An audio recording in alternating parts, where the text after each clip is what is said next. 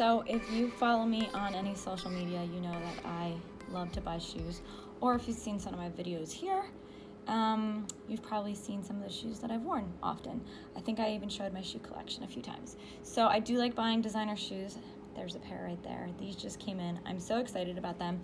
And I posted some tips on my Instagram stories, and everybody kind of was asking more questions, so I figured I'd answer them here. It might be a little bit easier and just do like a designer shoe buying kind of tips, or what I do at least, not necessarily tips that everybody does, but what I normally do when I buy them. So to start, let me show you these. These are adorable. These are so cute. They're new. They're pink suede. Are they not amazing? These just came in, and I don't even know where to put them. I'm afraid to touch them because they're suede and they feel amazing. And this is the box that they came in. I ordered these directly from the site, and I'll talk a little bit more about that. So the first tip that I'm going to give is these are not in any order either, the tips, is to save the receipt. So wherever you buy them from, whether you buy them from a department store or you're shopping online, wherever they come from, make sure that you keep the receipt. And I put the receipt in the box. So all my shoe boxes have the receipts in them. If for some reason I ever want to resell them, they become a collector's item, and I want to prove where I purchased them from and everything, I have the receipt. So it always goes right in the box. It's a perfect way to keep track of everything. Also, sometimes I want to remember where I purchased them or when I bought them, or if it was for a special occasion like this. My birthday's coming up, so I bought these specifically as a little birthday treat. So I do keep the receipt. I also always keep the boxes for my designer shoes. I don't keep the boxes for any of my the shoes that I just buy, just more affordable shoes. But my designer ones I do keep because I never know what I'm going to eventually want to do with them, and I like to keep them in the best condition possible, which is in the box. Which leads me to the next topic is the dust bag. I always obviously use the dust bag, and when I travel I use the dust bag. I keep the shoes in the dust bag. All my shoes go in dust bags when I travel, but I also keep them in the dust bag in the box when I'm not wearing them. And I make sure that I keep the stuffing that goes in the front of the shoe like this, just to keep the shoe, keep it with its shape and everything. So I do keep it like that, and then I put it in the dust bag. I just feel better about it when they do have that. I don't know, I just feel like it keeps them in better condition. And since that's how they came, that's how I do it. So I keep all of this. For my designer shoes, I keep all of this, and I do keep it with that in it. And the next thing I do is, obviously they give you a little pouch with the extra heels in them. I actually bring my shoes to a company called Rago Brothers. They're in Morristown, New Jersey, but I believe all the designers ship stuff to them from all over the country. They will sole the bottoms of the shoes. So these are brand new, but they will put, I'm not sure if I don't have another pair with me. They will put the bottom, a protective bottom on the shoes so the red stays forever and it lasts. And they will also make sure the heels are the same exact size and everything that came with the shoe. I've brought these designer shoes to other shoemakers or shoe repair places, and they put different heels on that aren't always the accurate size or color, and I don't like that. I like that they actually match to exactly the shoe color that it was when I bought them, so that's important to me. I'll put a link, I'll put their website down below just so you guys can have that.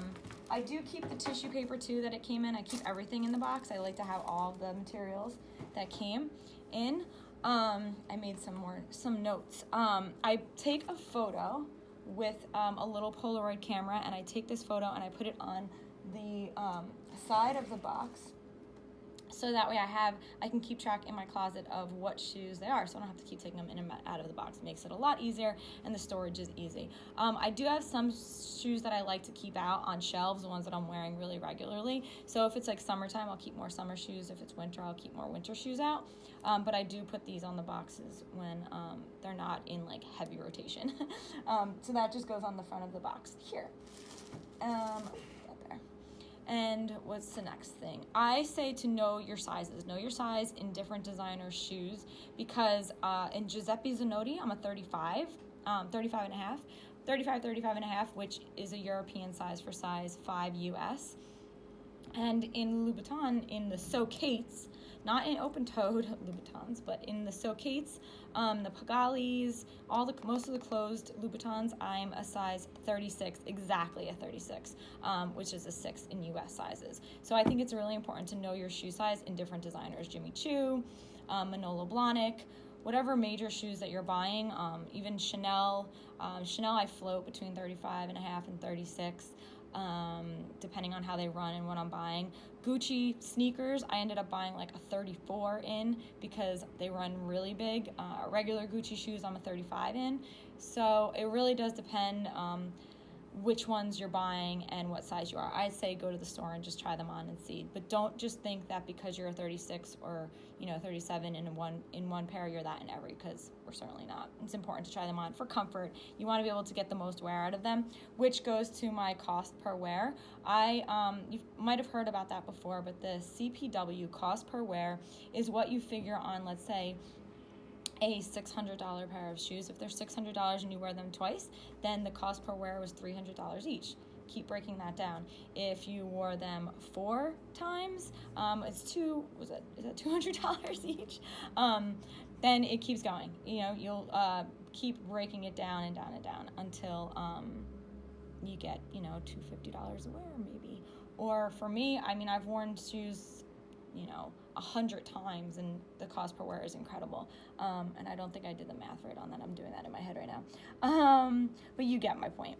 Anyway, I say to buy directly from the designers or from reputable department stores. These I bought directly from the Christian Louboutin website itself. And I have all the authenticity papers, the serial number, the dust bag, all the papers that came with it. It tells you everything. The box has all of the barcode on it.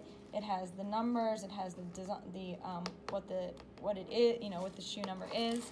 All of that is very important. I can do a whole entire video on how to know the authenticity of a real pair of Christian Louboutins. They are made in Italy. I won't do that here. If you do want that, comment below, and I'll do a whole video on it. I do think authenticity papers are essential, especially when buying them. You don't want to buy a fake pair, ever. Even, especially like on eBay or Poshmark or any of the major resale sites. Make sure that you do your due diligence so you know you're getting an authentic pair. The height matters. So most 4-inch heels are a 100 millimeter heel. These are 120s, which means they're a 5-inch heel, which means a major arch right here.